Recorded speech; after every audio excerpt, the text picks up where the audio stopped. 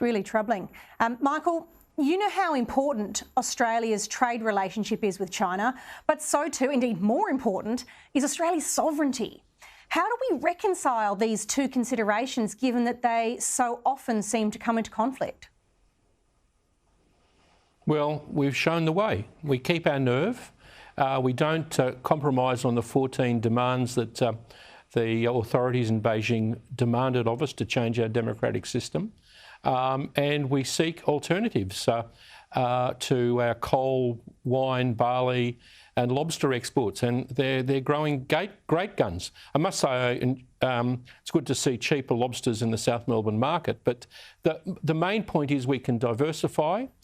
We shouldn't hedge on our democratic values, and we've shown that it can work. Now Beijing is coming to us, and good luck to Don Farrell negotiating further with them, but we haven't compromised and they're starting to buy our coal. So Australia's shown the world the way with facing down China.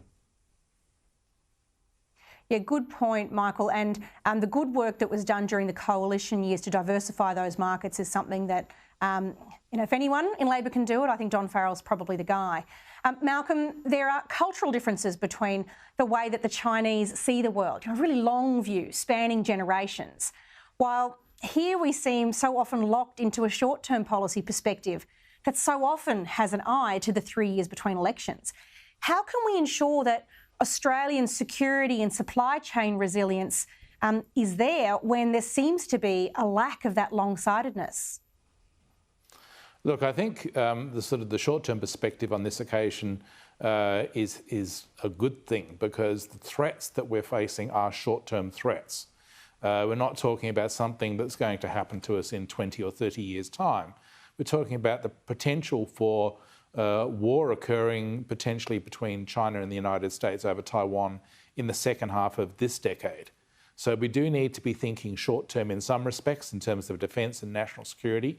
We can't afford to basically take our eye off the situation in regards to Taiwan.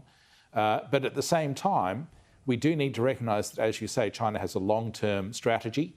Their goal is to reassert themselves as the new Middle Kingdom for the 21st century, to impose a Chinese-led sphere of influence on the Indo-Pacific and to exclude the United States. And in that future, it would be very dark indeed for Australia. Your other guest talked about the list of 14 demands. Well, that list would be the first of many such lists if China were to succeed in controlling and dominating the Indo-Pacific. So we do need to think both short-term in terms of the national and security and defence risks, and long-term in terms of the strategic and geopolitical challenges. Yeah, well said, although I think in Australia to have a 10-year view would be actually an improvement. Sometimes I think the Australian short-sightedness is in 2 or 3 year cycles.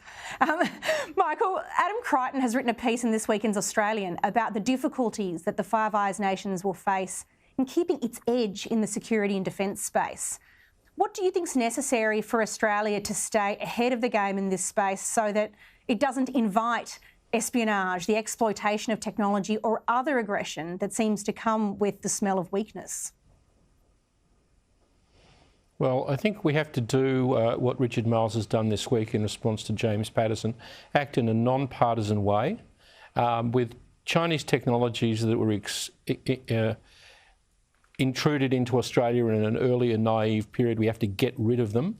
And we have to continue this fantastic cooperation that started between Japan, the United States, India and us in cyber, in defence cooperation, in advanced technologies. I'm sorry to say it, but the old formulation with the Americans, whatever we think of Biden or a Republican president, cling close to the American skirts. They've got the most advanced technology. We've seen it with semiconductors. The Chinese are now falling behind them because they've banned the export of advanced American semiconductors. That's what we have to do. Keep doing what we're doing. And this defence review had better get things right this February with the acquiring of new advanced weapons and technologies that will enable us to stand off any future military threat from China.